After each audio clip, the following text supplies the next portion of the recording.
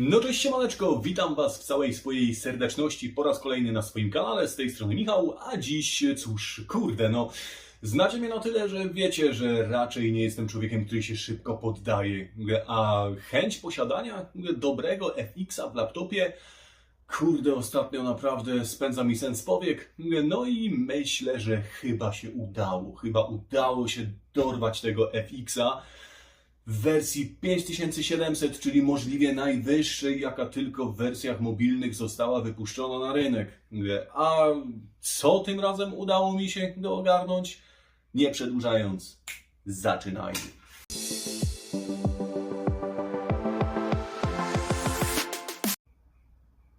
A co to za klonkier na Twym biurku, spytacie? No jest to tak naprawdę, jak wielu już starszych widzów się domyśliło, Acer, zwykły Acer, a mianowicie jeszcze w tej wersji takiej, można powiedzieć, okrytej niechlubną chwałą. Dla mnie w tamtych czasach był to taki troszkę synonim taniości i tandety. Nigdy tak naprawdę mi się jakoś specjalnie te designy tych Acerów nie podobały. A jeszcze do tego dołożyć fakt, że wtedy niesławny serwis na Słowacji więcej w nich psuł jak naprawiał, więc no te laptopy z tamtego okresu łatwego życia nie miały.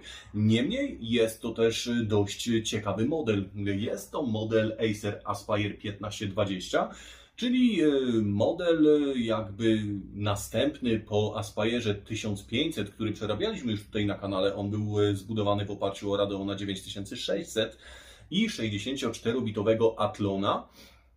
Natomiast tutaj mamy dokładnie to, czego bardzo długo szukałem, a mianowicie mamy FX-a 5700 oraz również Athlona 64, czyli taki naprawdę bardzo fajny retro setup, gdzie mamy jednego z pierwszych 64-bitowych procesorów na rynek konsumencki i do tego jeszcze najmocniejszą wersję NVIDIA w serii FX, jaka kiedykolwiek została wypuszczona na rynek mobilny.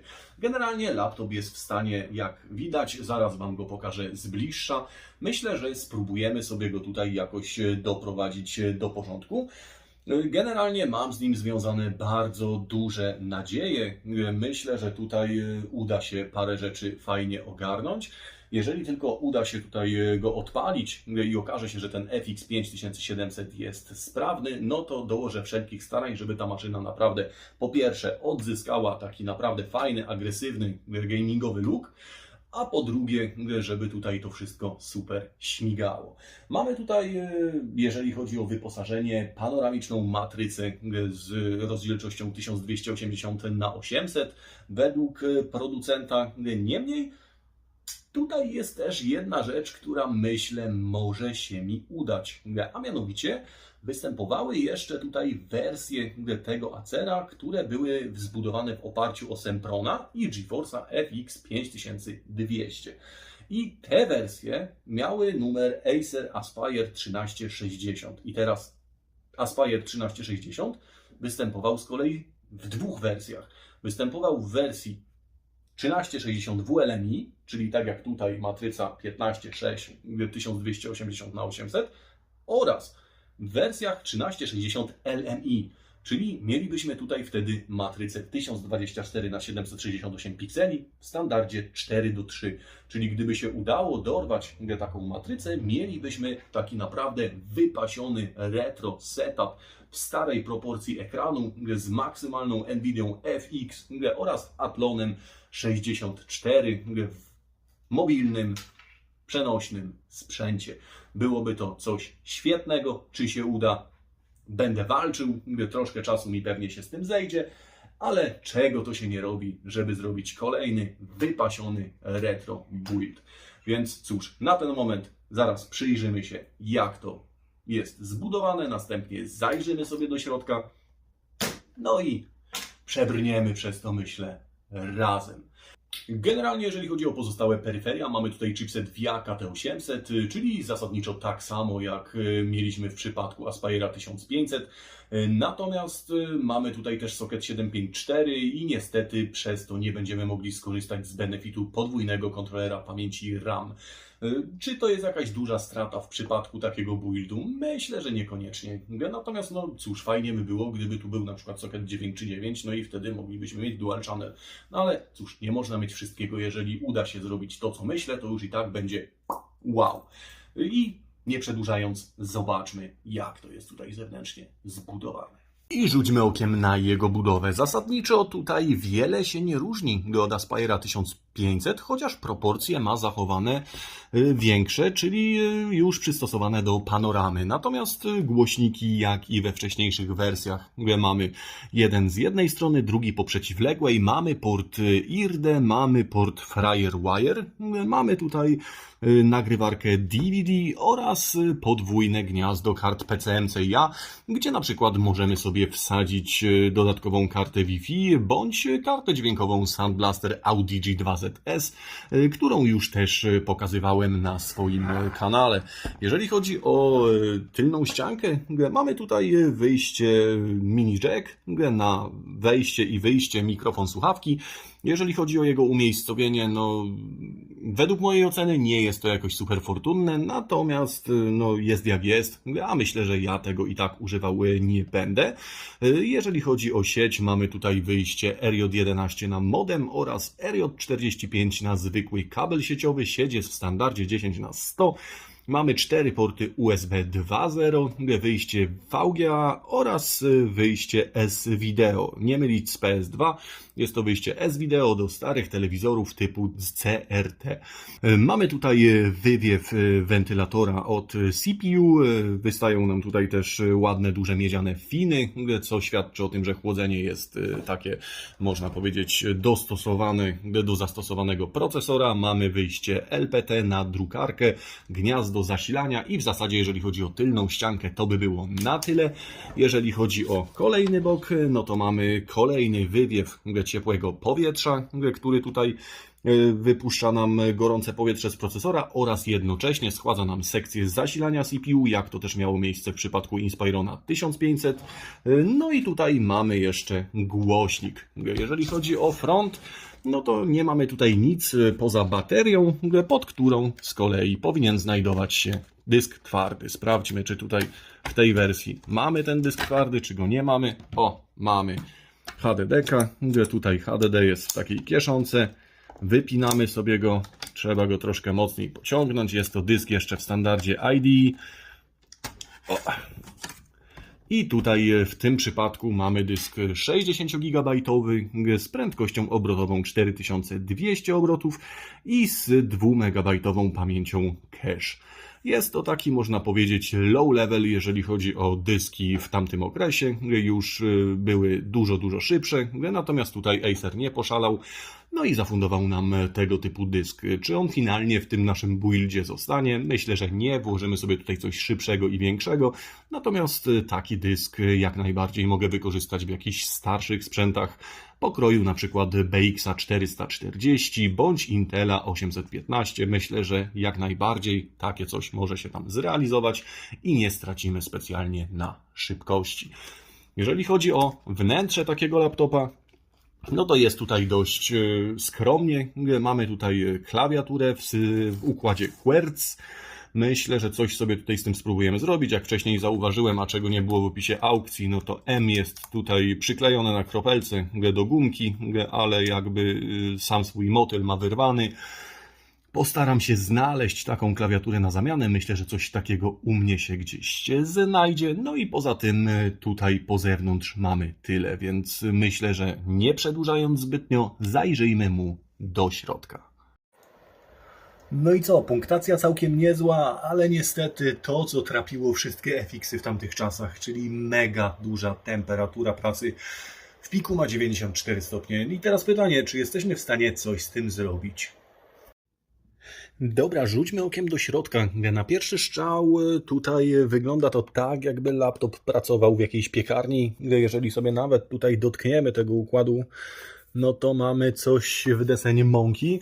Jeżeli chodzi o układ graficzny, no to tutaj ten radiator też jakoś super szałowy nie jest, ale oczywiście zaraz sobie pod niego zajrzymy.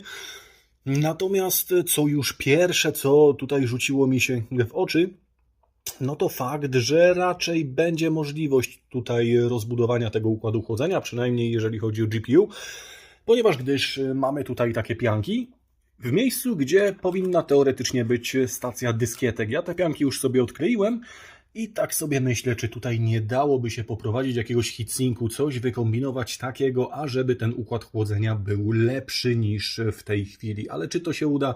Jeszcze nie wiem, także na razie zaczekajmy, co z tego wszystkiego wyjdzie. Jeśli chodzi zaś o procesor, mamy tutaj Athlona 64 3,2 GHz z 1 MB cache'em. I teraz niby fajny procek, ale procek, który ma 90 W TDP. Co za tym idzie? No, ma się tutaj co grzać, ma tutaj co wirować. No i cóż, no, jest pomysł taki, żeby spróbować go zastąpić Turionem. Turionem, który tak naprawdę jest ekwiwalentem Athlona 3000, ma tylko 512 MB cache'u, ale za to tylko 30 W TDP, czyli 3 razy mniej niż nasz tutaj główny bohater w tym kadłubie, co myślę, że bardzo, bardzo pozytywnie przedłoży się na finalne temperatury. A czy tak będzie? Cóż, musimy zaczekać i zobaczyć. No i słuchajcie, mamy kolejnego producenta, którego poniosło. Tutaj jest FX 5700 Go, który tak naprawdę bazuje na stacjonarnym FX 5700. No i mamy tutaj rdzeń, tak na dobrą rzecz, schładzany thermalpadem, jeszcze nie jakiejś najlepszej jakości, a całość tego układu jest schładzana taką aluminiową blaszką z takim byle jakim radiatorem na tym chipie, więc no kurde, szału nie ma, słuchajcie, spróbujemy to zaraz jakoś poprawić, no i przy odrobinie szczęścia nam to później ruszy. A dodatkowo, no cóż, mamy tutaj złącze AGP RAZ8, chipset VIA KT800 i procesor Athlon 64, jak wcześniej sobie wspomnieliśmy, 3200 plus, a być może uda się tutaj wrzucić tego niskonapięciowego Turiona, który nam zrekompensuje temperatury w tym laptopie. Kondensatory są na tyle wysokie i są na tyle blisko rdzenia, że postanowiłem zabezpieczyć je folią kaptonową, ponieważ gdyż jak przyjdzie tutaj ta miedziana blaszka, to obawiam się, że w pewnym momencie przy niezbyt dobrym docisku mogłoby pójść jakieś zawarcie, a przecież tego nie chcemy. I tak oto przygotowaną kartę myślę, że pomalutku możemy nakładać miedzianą blaszkę, a następnie przymierzyć układ chłodzenia, czy tutaj wszystko bezproblemowo pasuje. Układ chłodzenia również nie napawa optymizmem. Zwróćcie tylko uwagę, co tutaj się wydarzyło. Te finy już zdążyłem przeczyścić lekko, natomiast wyglądały jeszcze gorzej niż to, więc no nie dziwota, że to było takie głośne. Ciekawe, jak to będzie wyglądać teraz po złożeniu i czy przede wszystkim w ogóle odpali. A skoro mamy aluminiową podstawę, która łączy się bezpośrednio z układem graficznym i aluminiową oprawę wentylatora, to dlaczego by nie wykorzystać tych obu faktów i zrobić dodatkowego odprowadzenia? Jeden do drugiego będzie leżało razem, więc jakby jedno będzie zdejmować temperaturę z drugiego, a z drugiej zaś strony procesor, jeżeli odpali, przy tak niskim TDP będzie najchłodniejszym elementem całego setupu. Tak to wstępnie wygląda. Dołożyłem radiatorów, mamy oczywiście miedzianą blaszkę pomiędzy rdzeniem a odpromiennikiem. No i do tego tutaj, jak widzicie, mamy kontakt poprzez thermalpady do aluminiowego odprowadzania ciepła z radiatora. Więc cóż, skręćmy, odpalmy, trzymmy kciuki, czy to w ogóle zadziała i sprawdźmy, jak to się ma do temperatur względem tego, co było wcześniej.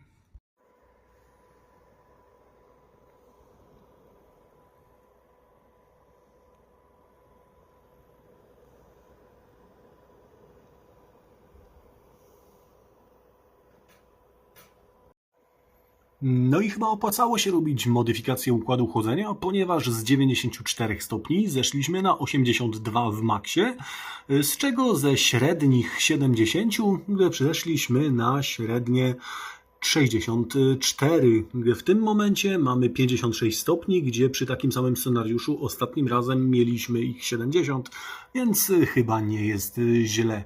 Myślę, że jeszcze zastanowię się, czy da się coś więcej zrobić dla tego układu chłodzenia, natomiast jeżeli chodzi o FX-a, to chyba na ten moment nie ma powodów do narzekań.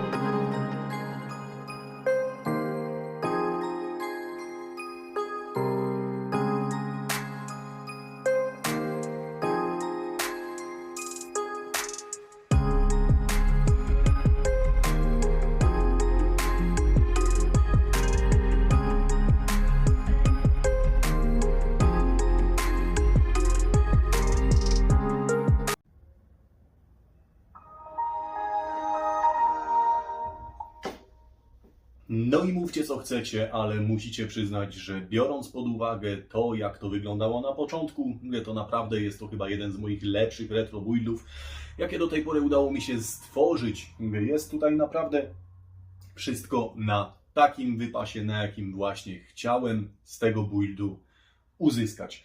Mamy tutaj FX 5700, mamy tutaj Athlona 64 3,2 GHz. Dlaczego tak? Dlatego, że niestety Turiona zainstalować się nie udało. W związku z tym, że Acer nigdy nie wprowadził mikrokodów do żadnej aktualizacji BIOSu i niestety po odpaleniu tego laptopa z Turionem przywita nas czarny ekran i maksymalne obroty wentylatora. I no, próbowałem trochę z tym powalczyć, próbowałem coś tutaj wymyśleć, no ale niestety nie można mieć wszystkiego, to akurat się nie udało. Natomiast co się udało? Udało się tutaj poprzez aplikację RM Clock zrzucić tutaj napięcie maksymalne na rdzeń tego procesora, dzięki czemu uzyskaliśmy całkiem sympatyczne temperatury, co za tym idzie też i całkiem sympatyczne kultury pracy. Ten wentylator nam tutaj w tej chwili nie wyje, jest jak najbardziej ok. No i jak widzicie, całość prezentuje się zacnie. Dodatkowym smaczkiem jest fakt, że udało mi się dorwać tutaj po taniości zdezelowanego Acera 3060, gdzie zdobyłem matrycę 4:3, więc mamy tutaj taki naprawdę ostry retro build z pazurem w oryginalnej proporcji ekranu, czego niełatwo dzisiaj, co niełatwo dzisiaj uzyskać tak naprawdę w tych wyższych już modelach po roku 2002. A tutaj, jak widać, koniec końców udało się to naprawdę na fajnym wypasie. Udało mi się też znaleźć pasującą klawiaturę, która pochodzi co prawda oryginalnie z jakiegoś Mediona, ale pasuje tutaj 1:1. Dodatkowo jest QWERTY, no i jest nowa, więc jakby no, mamy tutaj już totalny full wypas. A jeszcze dodatkowym smaczkiem jest fakt, że w związku z tym, że kupiłem tego Acera 3060, gość dorzucił mi do pudełka oryginalny komplet oprogramowania wraz z recovery dyskami i wszystkim, co tutaj tylko Acer dawał. W związku z powyższym udało mi się też przywrócić oryginalny system operacyjny, tak jak to przewidział producent. Biorąc pod uwagę te wszystkie rzeczy, uważam, że jest naprawdę mega dobrze. Więc cóż, ocencie w komentarzach, jak wyszedł mi ten build. Ja jestem z niego mega zadowolony. Być może jest to też spowodowane faktem, że tak długo polowałem na FX-a 5700, że kurde, aż nie pamiętam, kiedy to się zaczęło i w końcu to się udało i udało się całkiem zacnie według mojej oceny. Tutaj naprawdę wszystko działa całkiem fajnie, dźwięk jest na wypasie, te głośniki stereo mają naprawdę fajne, głębsze brzmienie.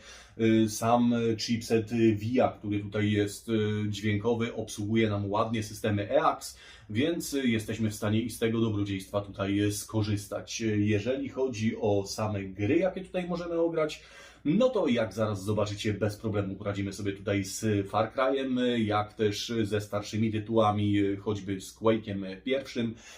I myślę, że nie ma też żadnego problemu, żeby odpalić takie tytuły jak Gothic 1, 2 czy też Noc Kruka, jak też bez żadnego problemu pójdzie nam tutaj Doom 3. Więc myślę, że jeżeli chodzi o retro, jest całkiem fajnie, a takim dodatkowym smaczkiem na koniec pozostaje fakt, że jest to seria FX. Co za tym idzie, jest to ostatnia seria NVIDII, która obsługuje wszystkie feature'y z Directów od 9 w dół, czyli nie będziemy tutaj mieli problemu z Table Fogiem czy z innymi rzeczami, którymi już jest problem w przypadku tych nowszych kart graficznych. One są w stanie pewne efekty zaemulować, ale nie wygląda to już tak fajnie i tak z pazurem, jak wyglądało na wcześniejszych seriach NVIDII. Więc myślę, że jest to pod tym względem dodatkowy smaczek całego tego buildu. No i cóż, no i generalnie na koniec sobie zaraz zobaczymy, jak tutaj chodzą jakieś gry. Nie wiem, tutaj sprawdzimy sobie za chwilkę Far Cry'a czy Quake'a. Jeżeli chodzi o 3D Marka 2003, no to jest FX, więc szału nie ma. Wynik widzicie tutaj na dole ekranu. Myślę, że i tak, biorąc pod uwagę całokształt, nie jest źle. I generalnie lecimy do przodu. Myślę, że następnym laptopem, jakim się zajmiemy, będzie coś nowszego, co w momencie wypuszczenia zasadniczo według mojej subiektywnej oceny nie nadawało się do użytku na co dzień, natomiast dziś do retro ma jakiś swój smaczek. Nie będę Wam więcej spoilerował, zaczekajcie do kolejnych filmów, natomiast na ten moment dziś myślę, że z tej strony to już by było na tyle. Jeżeli więc filmik się podobał, łapa w górę, jeżeli filmik się nie podobał, łapa w dół. Jeżeli ten content do Ciebie trafia, śmiało możesz rozważyć subskrypcję, ponieważ jak widać cały czas coś nowego na kanał wpada. I może i Ty znajdziesz coś dla siebie, coś co jest bliskie Twojemu sercu, bądź czasów, które napawają Cię taką, a nie inną nostalgią. Na koniec chciałbym też podziękować wszystkim jak zawsze za wsparcie, czy to wsparcie finansowe, czy to wsparcie w postaci donate'ów sprzętu, czy to łapkę w górę, czy komentarz, czy wyświetlenia samych filmów. To naprawdę bardzo wiele dla mnie znaczy i pomaga mi rozwijać nadal ten kanał. No i cóż, z mojej strony na ten moment tyle. Zaraz sobie jeszcze zobaczymy gierki, a tymczasem do zobaczenia następnym razem. Dzięki, cześć!